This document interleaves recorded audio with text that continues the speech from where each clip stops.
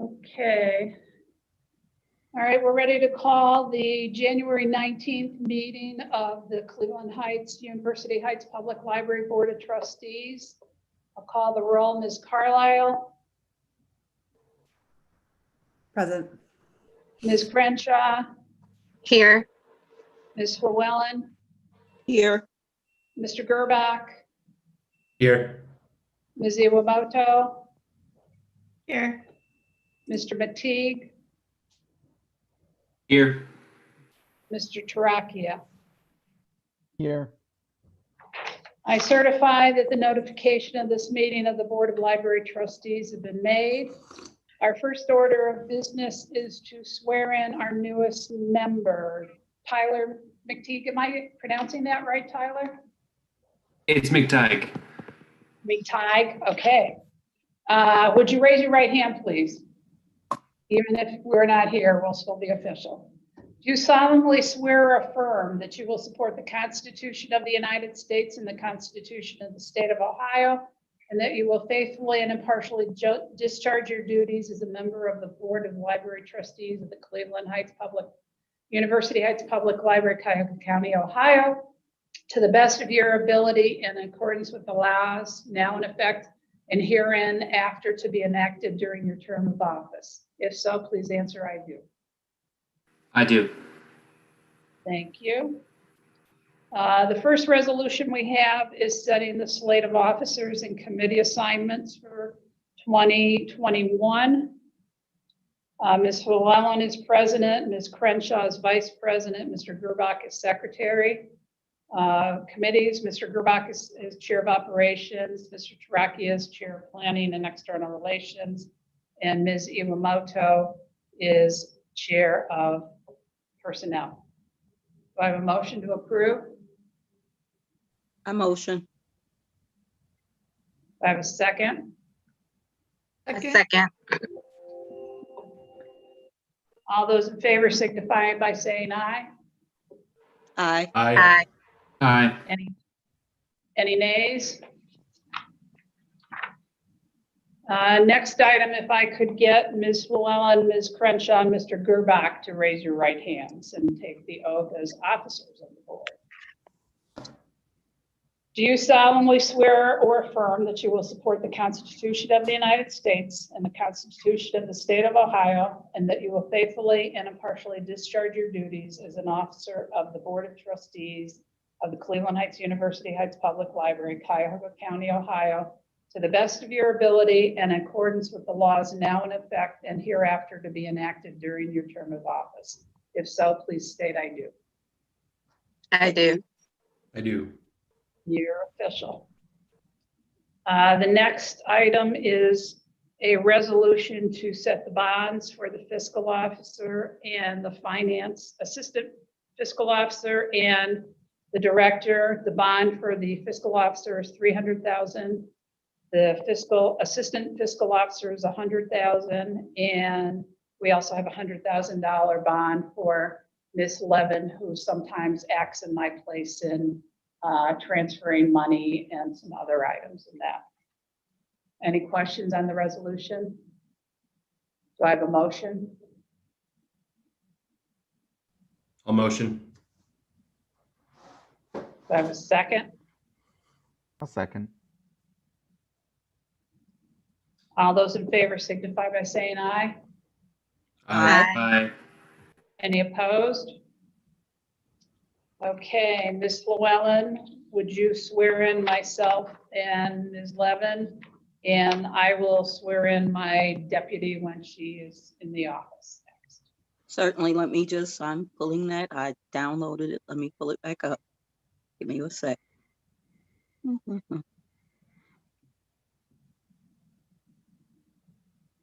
So tricky to find things sometimes. Just did it. Put it where I see it. Bear with me, guys. One sec. Pulling it back up. Not a problem. Here it is.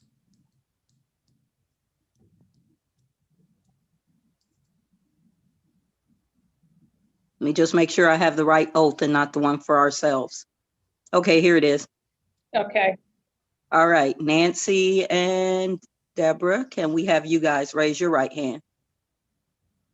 Do you Yes, ma'am. solemnly, okay, do you solemnly swear or affirm that you will support the Constitution of the United States and the Constitution of the State of Ohio, and that you will faithfully and impartially discharge your duties as a member or clerk of the Board of Trustees of the Cleveland Heights University Heights Public Library, Cuyahoga County, Ohio, to the best of your ability and in accordance with the laws now in effect and hereafter to be enacted during your term of duty?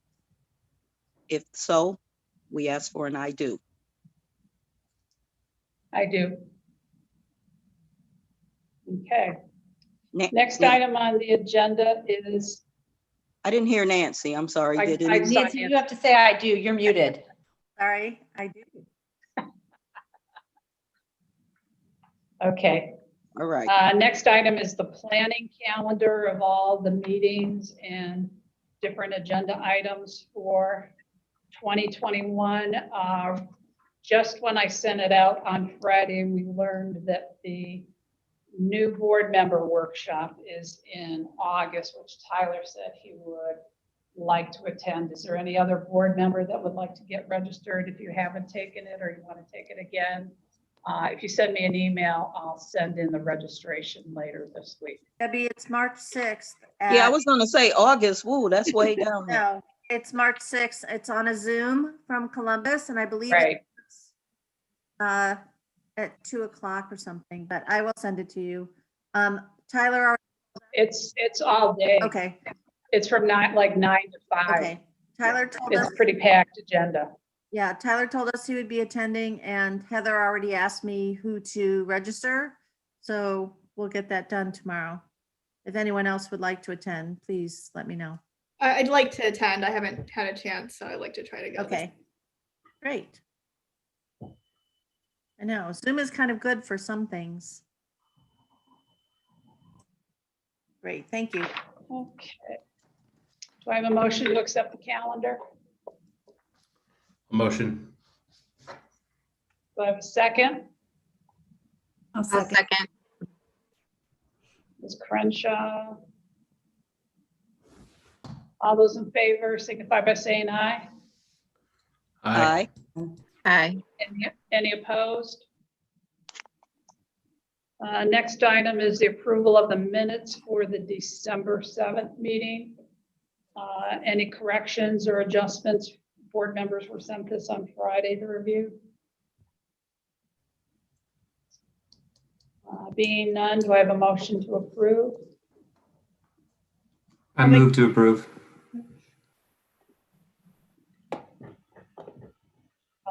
Second? I'll second.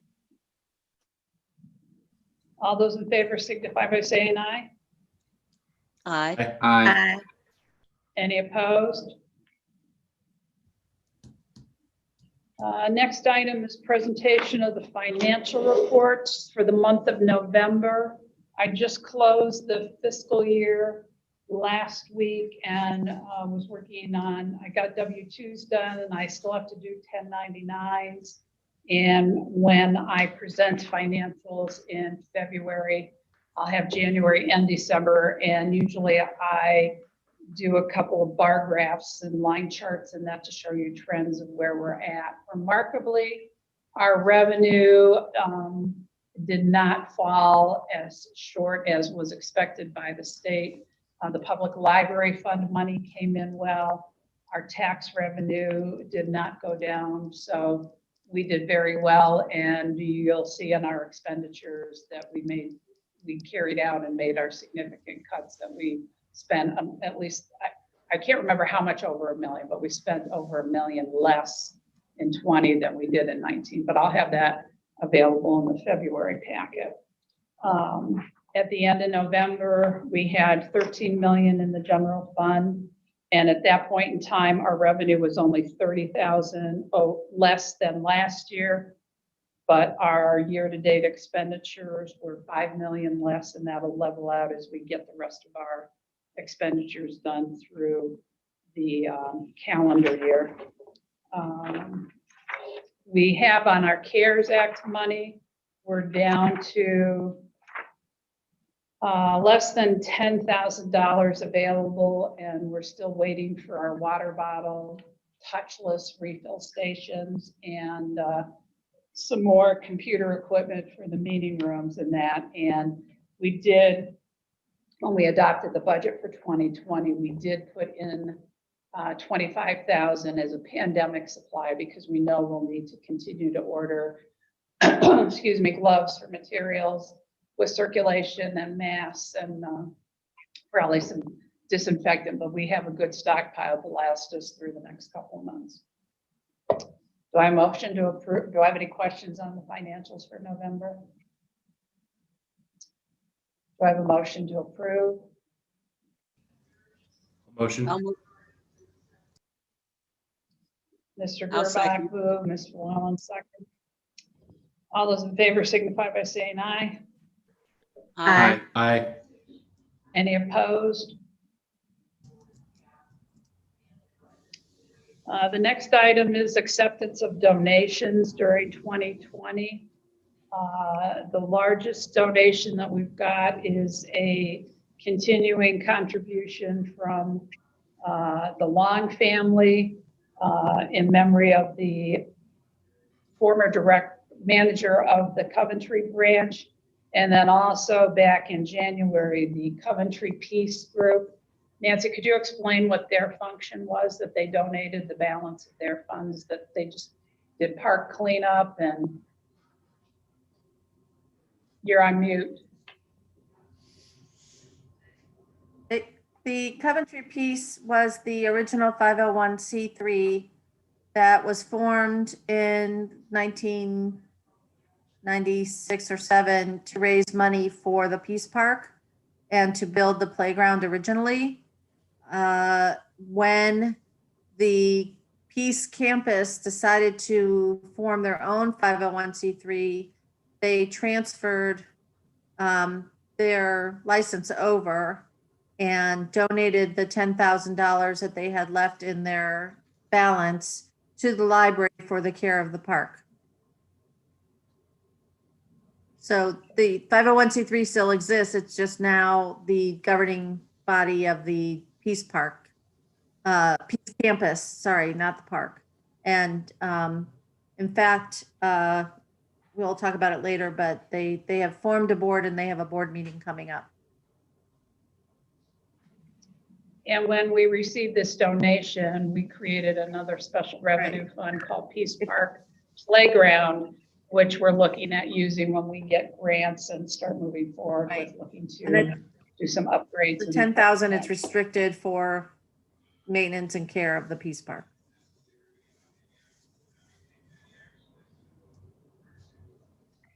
Any questions? Do I have a motion?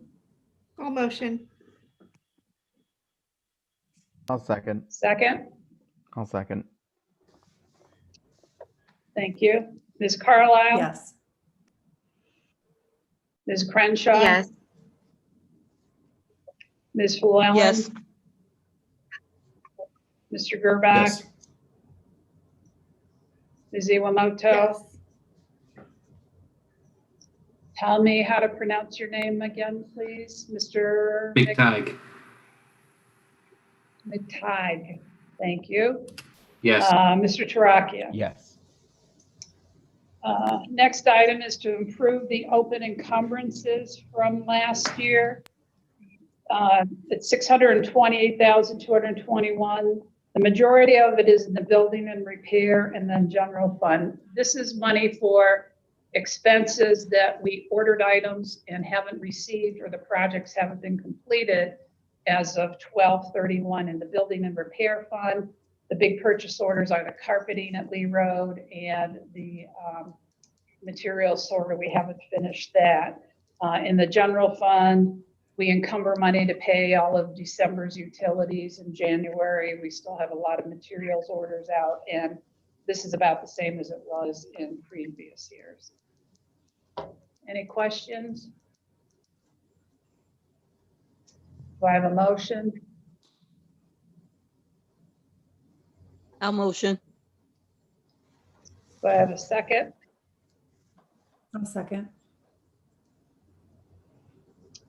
Ms. Carlisle, Yes.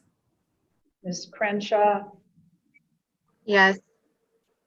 Ms. Llewellyn, Yes.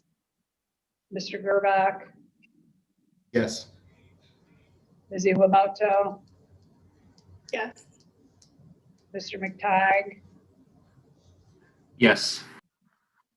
Mr. Toracchio. Yes. Nancy, would you like to review the personnel report since Ms. Verada is not here?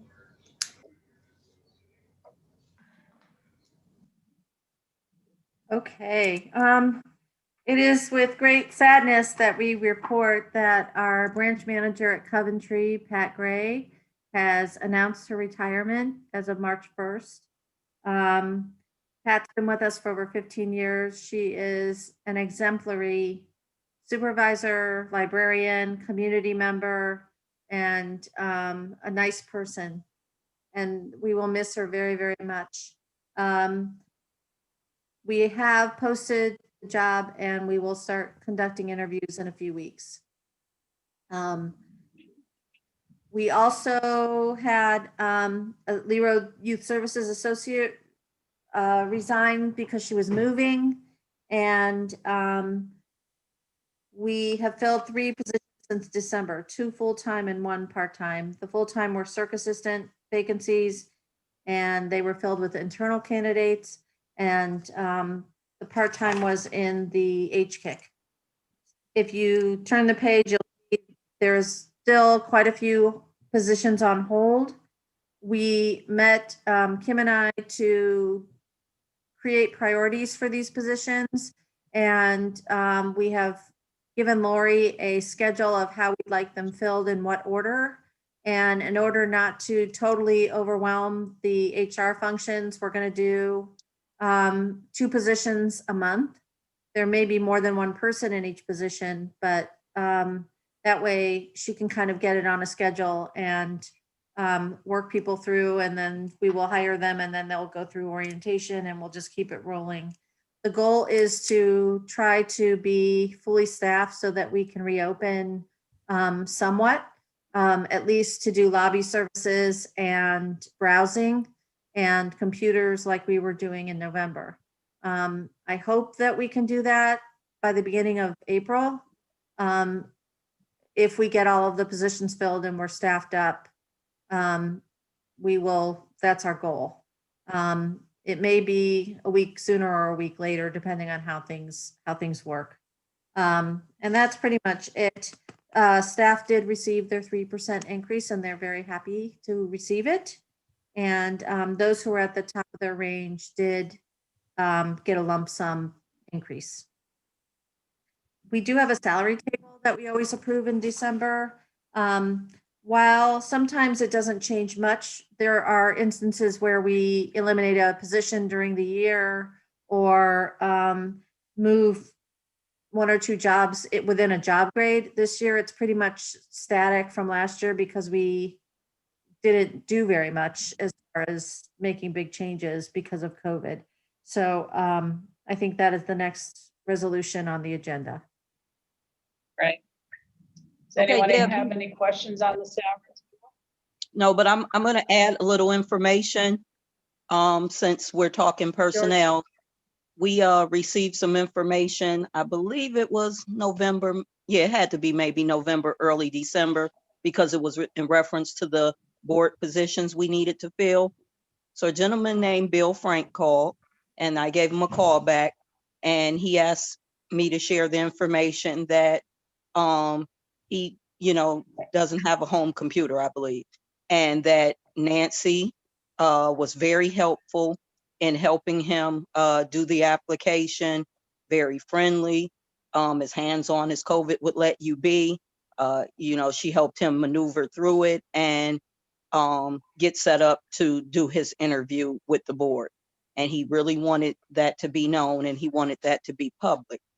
He then added a little more. So again, since we're talking personnel, he said that Constance Dickerson, which we know is our director over at Noble, right?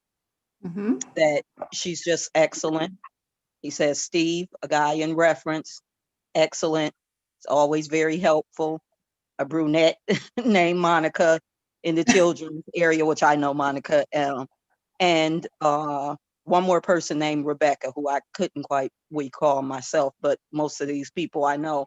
And so it's just nice when we're able to give kudos to someone, and especially because we're doing things with that noble branch. But I thought that staff deserved their shout outs publicly. So that was just some information that, again, Bill Frank shared with us that was very recent. Very, very nice. He's a very nice person. That was sweet of him. Thank you. And I think 2 months ago, I think it was Max and Vikas were both commenting on how well curbside had been. And I think Max, I quoted you as saying you had a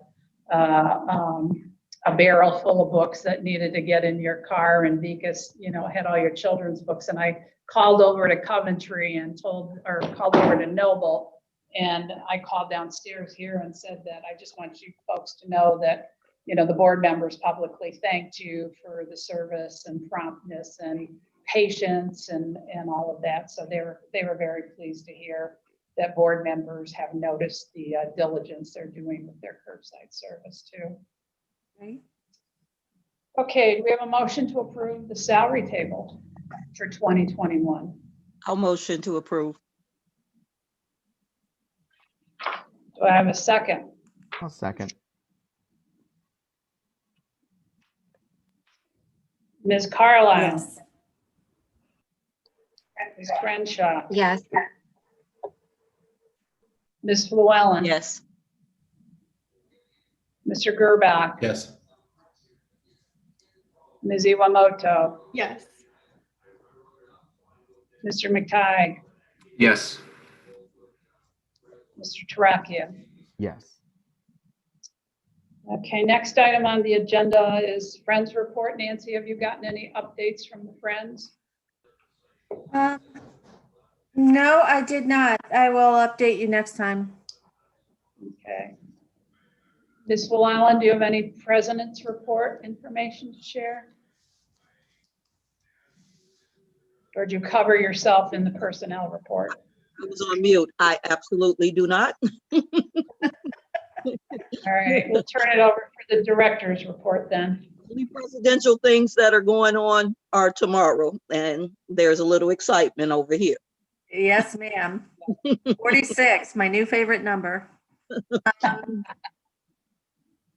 I'm going to let you read the President's Report. It is a little long for this time, but I do have a couple of interactive things I need to tell you about. So first of all, the Coventry Peace Campus Board has started to have meetings. Per our agreement, there should be a library representative who attends their board meetings. And while I'm happy to do it, I wanted to make sure that there wasn't a board member who might also perhaps like to do that. You do not have a formal role, you don't vote, but you just represent the library and perhaps can be the liaison to us and let us know what's going on there and if there are any needs or partnership opportunities or things like that. So When if do they anyone is, meet, Nancy? Yeah, I was going to ask, what When time did they is there? Like, do they have a regular meeting time? they haven't set up a regular time, but it will be like a 6 o'clock meeting. And for the meantime, it's going to be Zoom. They were going to have one last night, but one of the members was unable to attend and they postponed it. So they actually gave me a doodle poll to set up the meeting. So I'd be happy to forward that to someone if they are interested. I'd kind of be interested in doing that. Okay, I had a feeling. Yeah, Okay, I'll send it to you. Okay. thanks. What I And might think- suggest is at the next meeting, we could pass a resolution. If Mr. Gerbach wants to do it, we could formally state that you're the board representative to that, and we would have a designee. So if you couldn't do it, Nancy or Kim or myself could do that. So why don't I write something up and then we can formally convey that to them in February. That's works. great.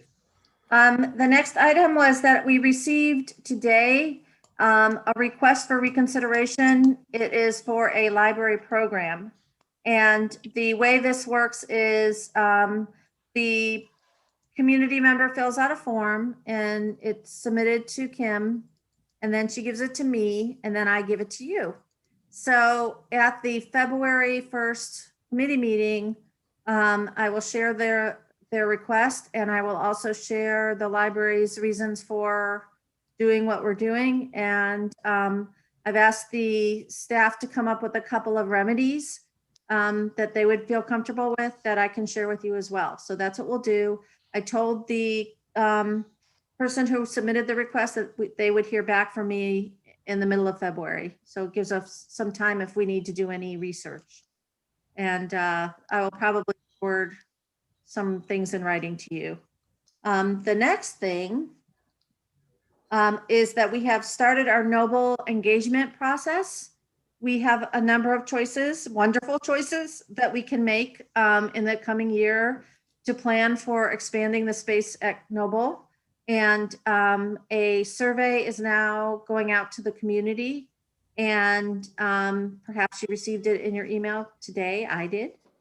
And also I wrote a letter to many community members to let them know what was going on and ask them if they would like to talk to me or had any concerns. They could also do that.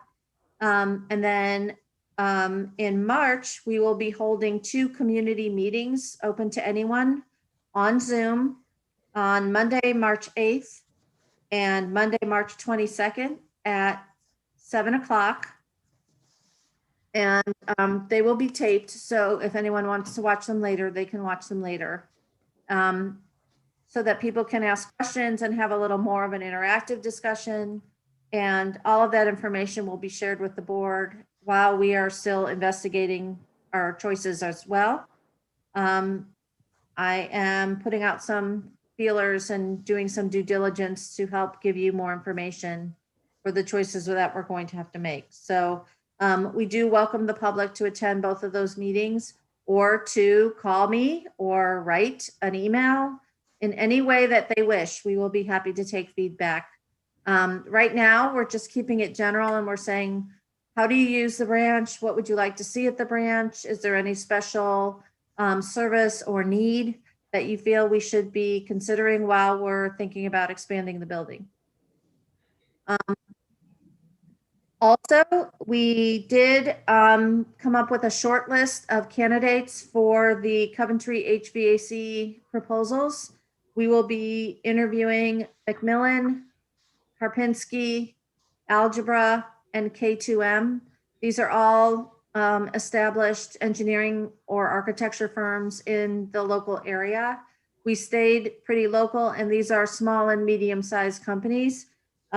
So tomorrow in the afternoon, Annette will be joining us, and we will be listening to their presentations, asking them some questions, and we hope to be able to make a decision very soon. And on February 1st, we will go into a regular meeting and have a resolution to choose one of them, just to keep the timeline working.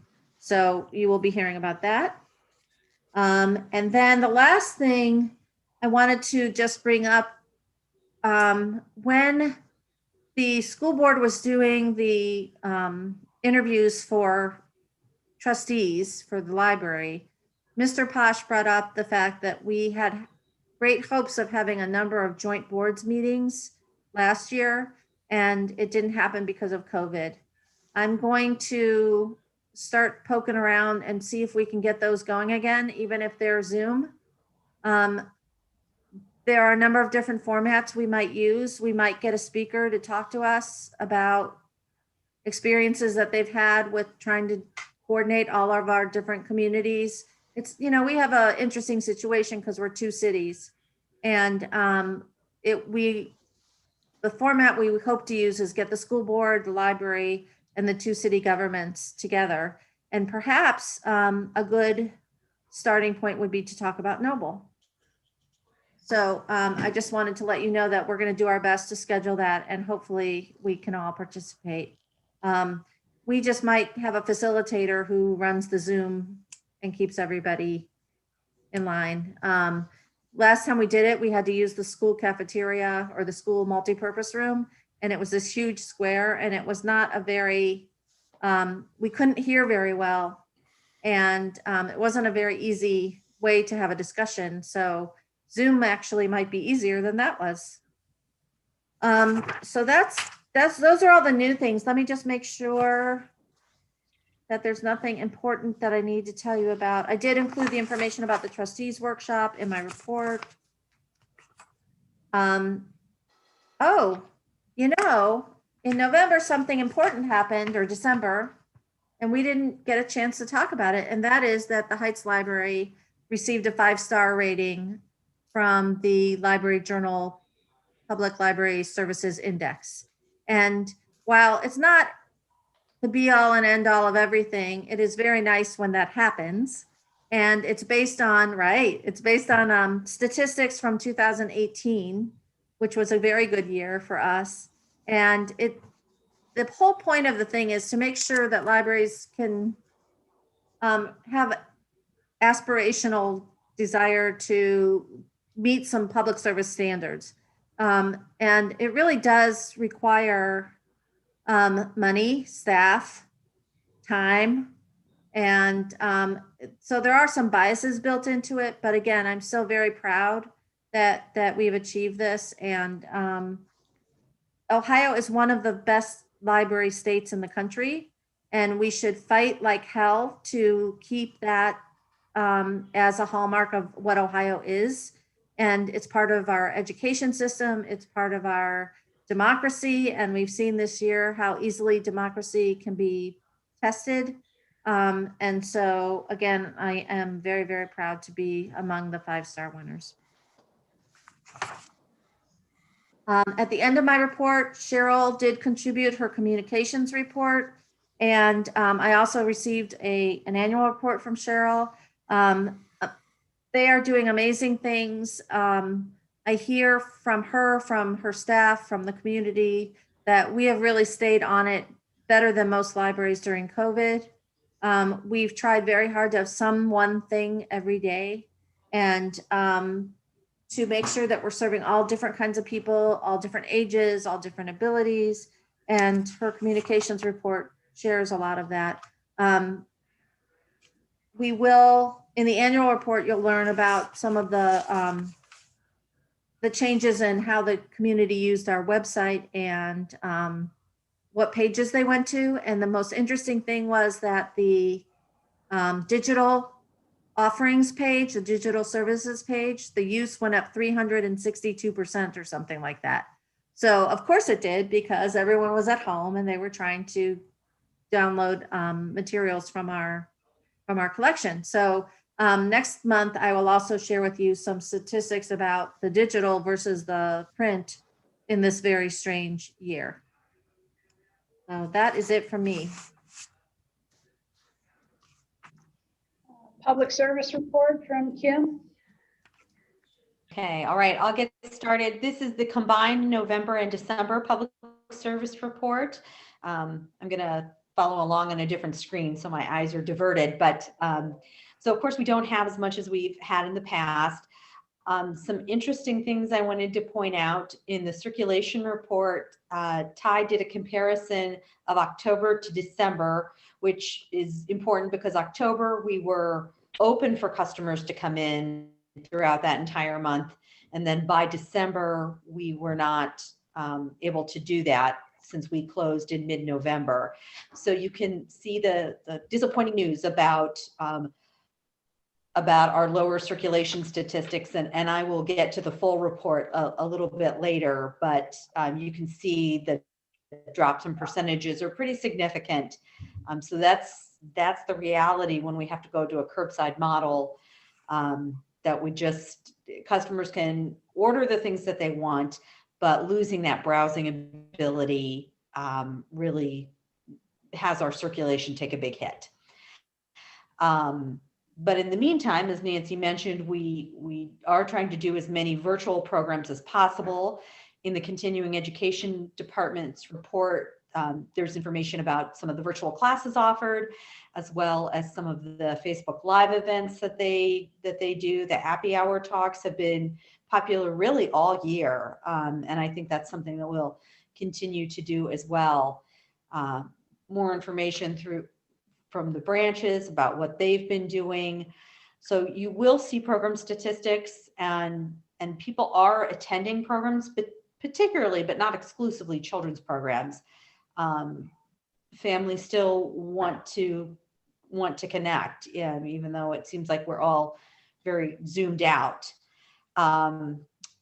I don't have that much else to report. I have a fun picture that Sarah Phillips included on the University Heights report. So they did a Zoom gingerbread house challenge. And I think Sarah included one of the pictures of the winners. Very, very fun project there. So it's not just story times, it's also some interactive programs as well. And then finally, in the youth services report, we did do a winter reading program, and that is continuing on. We started that a year or two ago. So pre-COVID, we were doing winter reading as well in the youth services department. We've just continued using Beanstack, which is the online product that we subscribed to in the summer when we needed to do summer reading online. So we're continuing to use that product and continue with a winter reading challenge for those families who want to participate. So it's not as big as summer reading because nothing ever is. Summer reading is always our most popular and our biggest program every year, and it probably is for every library. So there are questions from the highlights. I know I skipped through that pretty quickly. And I'll go on to some of the circulation statistics unless anyone has questions about the activities. Okay, I'll continue Kim, on. Oh, I have a quick yeah. question. Just looking at the like the Zoom story times. Yes. For attendance, are we counting like every kid we see in a picture, or is it just like one connection is one in attendance? That's a great question because, my understanding from what the state library is going to require when I do our statistics is that it's one view. So if you're on a Zoom story time or in the past we were doing Facebook story times, even if you had multiple children, it's counted as one. Okay. So even Cheryl's our able to numbers capture that information for. those numbers look. I'm sorry, you I mean, froze for a moment for me.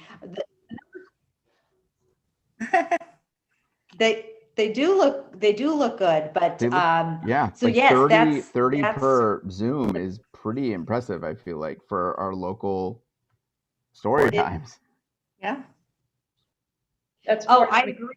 And some of you may or may not recall, but in-person story times here at Lee Road, we had to give out tickets to people because a lot of the weekly story times would fill up.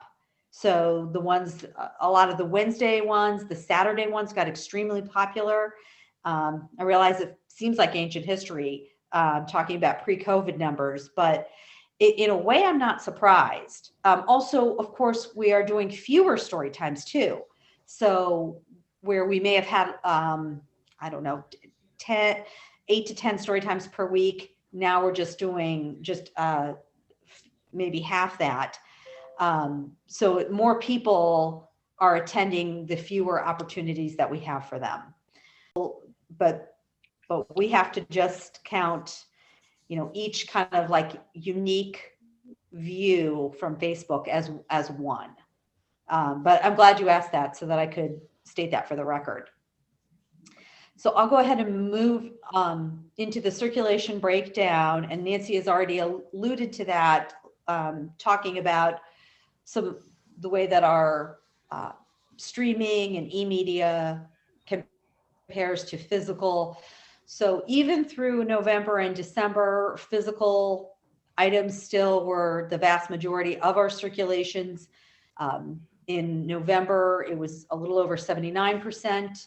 And then in December, it dipped a little bit and it was just under 76%. So you can see our overdrive numbers were strong, as they really have been all year. The smaller lines still have a small percentage, but they are very well used and well loved. And one thing that I want to sort of remind all of you about, I've talked about this a couple times during 2020, and that is RB Digital is being folded into Overdrive. So if you look even through this 4-month breakdown, you'll see RB Digital stats are a little bit lower each month. And that's because RB Digital and Overdrive are now owned by the same company, and they are folding the RB Digital lines and the products under the Overdrive umbrella. So I know they are going to be they're working this month on a lot of our e-magazines. So they've done ebooks, they've done audiobooks. Some of the other lines are going into that. Acorn has gone into that. That's a pretty popular product line.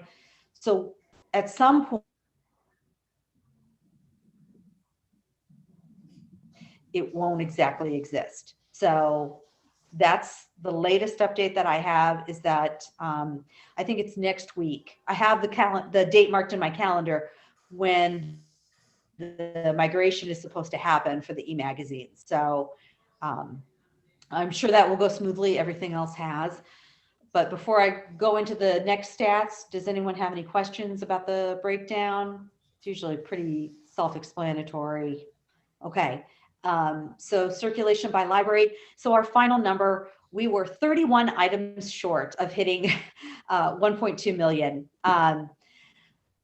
So it certainly could have been worse in this year. I mean, obviously last year we were so excited to break the 2 million circulation barrier. And we'll see if we can have at least a stronger 2021 rather than 2020. But these are the final numbers. So you can see all of our branches took a hit. It's just, this was our reality. Nancy, do you want to say something? Yeah, so They do. Dogs They are want to say something. so you'll see in the totals that Coventry circled more than Noble. Yes. That would not normally happen, except that Coventry has a very high digital use. Yes. Yes. And if you scroll back to the other report, you can see that throughout nearly every month this year, Coventry's overdrive stats are much higher than Noble's, and that really affects their circulation. And I think also not being able to browse has also really adversely impacted Noble as well. Right. But yes, Nancy, thank you for pointing that out. That has been the case all year, that Coventry cardholders use a lot more of our e-media than Noble customers, and that really has changed the balance of where these branches have fallen in the past in terms of circulation. And Kim, So I one more time. don't have much else. Visitors by library, you'll see that, and you might wonder, what is that about? So that's really, it's staff. It's not accurate since we can't have customers in the building, but our people counters are still working.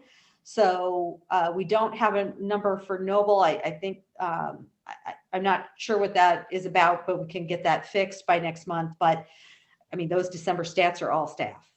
Or I guess at Lee Road, the carpet installers too. Yeah. So Debbie, I know you don't have any meeting room stats because of course we haven't had customers in here for meeting rooms for a long time. Right. We just had September and October with Board of Elections training, and those are the only groups we've let in since COVID came. The wonky thing about the visitors, Okay.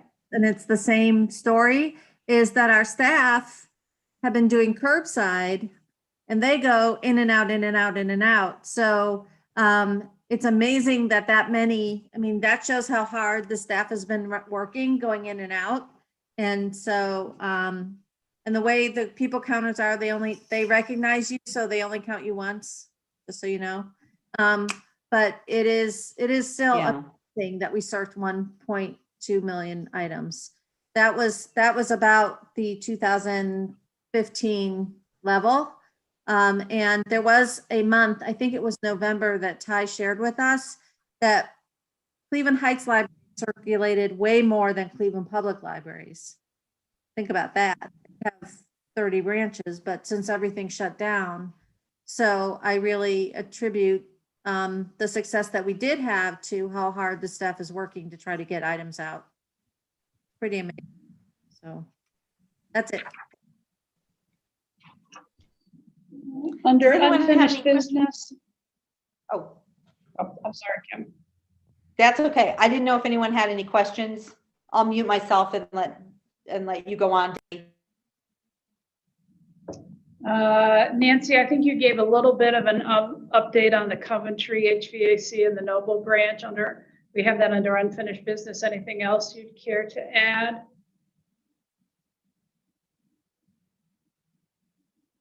You're on. Just threw those into my director's report, so we're good. Okay.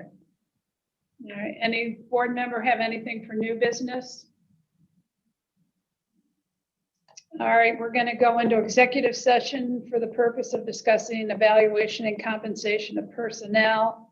We will end the recording and live stream of the meeting at that time, because when the board is done with executive session, there will be no official action taken. Do I have a motion to go into executive session? Motion. Mr. Toracchio I'll second. and Ms. Wallen second. Ms. Carlisle, Yes. Ms. Crenshaw, Yes. Ms. Llewellyn, Yes. Mr. Gerbach, Yes. Ms. Iwamoto, Yes. Mr. McTighe, Yes. Mr. Toracchio. Yes. Okay, I'm going